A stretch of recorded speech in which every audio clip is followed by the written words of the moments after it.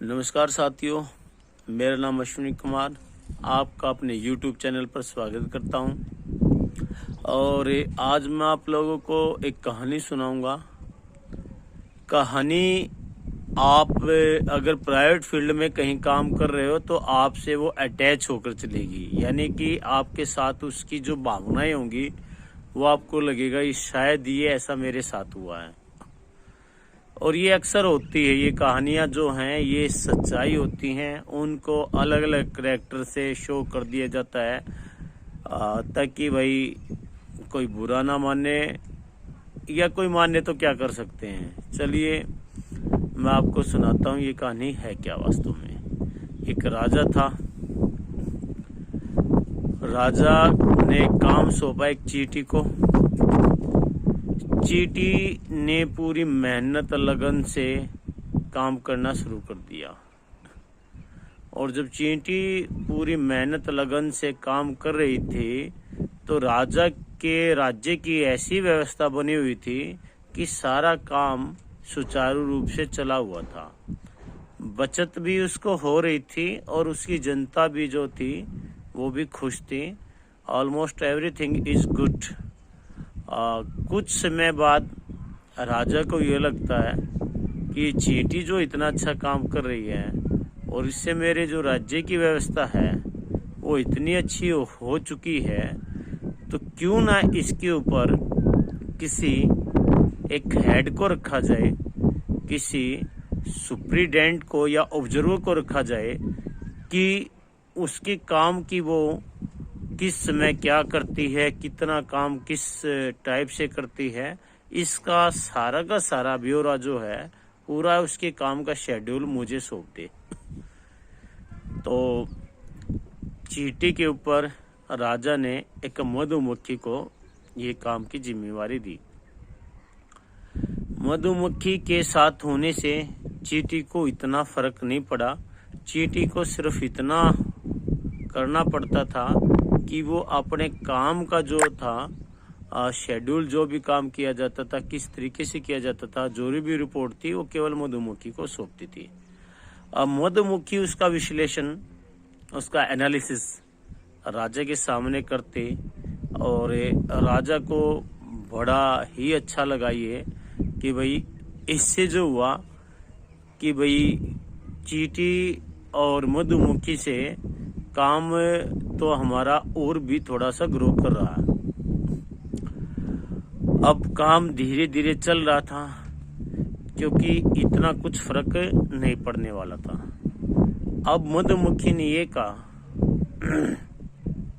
राजा को कि मुझे इसके टाइम टेबल को लेकर, इसकी सारी रिपोर्ट को तैयार करने के लिए मुझे एक अलग से सेक्रेटरी की जरूरत चाहिए, सेक्रेटरी की जरूरत होगी।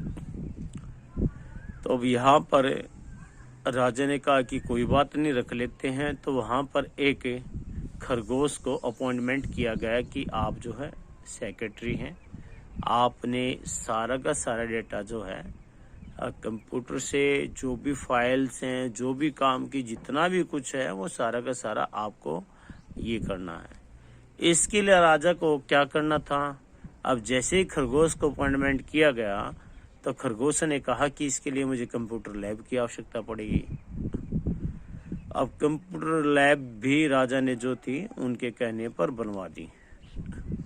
अब सारा का सारा काम इतना होने के बावजूद जो काम चल रहा था, चींटी, चींटी के बाद मधु, मधु के बाद खरगोश, तो खरगोश ने ये कहा कि मुझे सारा ऑफिस वर्क सारा मेंटेन करने के लिए मुझे एक और अपने असिस्टेंट की आवश्यकता पड़ेगी।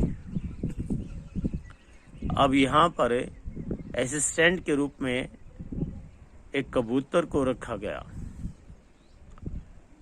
अब जो काम जो था, अब उस चींटी को रिपोर्ट मधुमक्खी को सौंपनी, मधुमक्खी से वो जानी खरगोश के पास है, खरगोश से कबूतर के पास।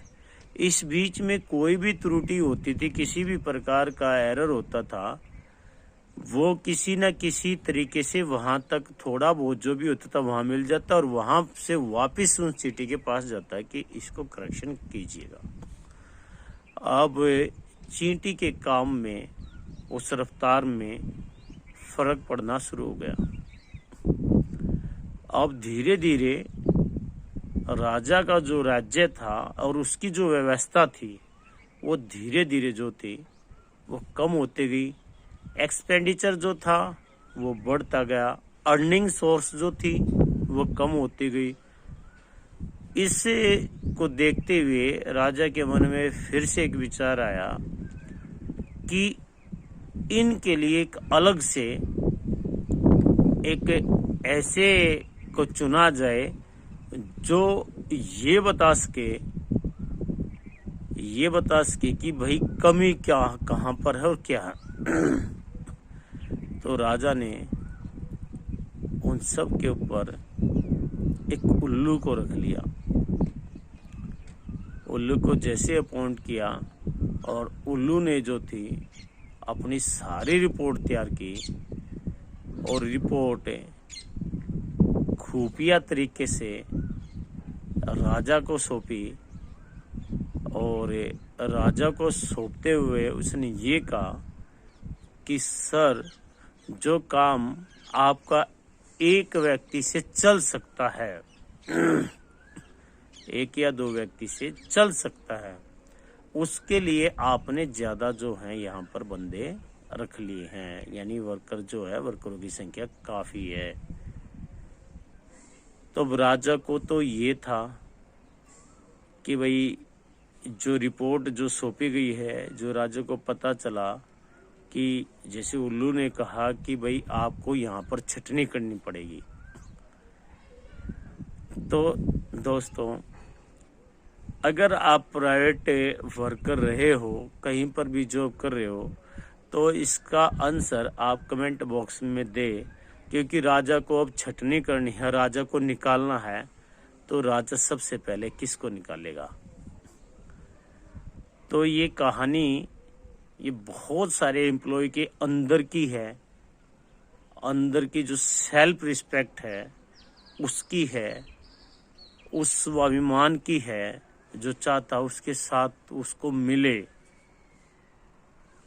जबरदस्ती, अन्याय, इससे सिर्फ और सिर्फ किसको नुकसान ही हुआ होगा, इस बात का भी आपको आकलन है। तो दोस्तों, आज की कहानी में इतना ही। आपको अच्छे लगे तो प्लीज़ लाइक शेयर सब्सक्राइब जरूर करें। Thank you.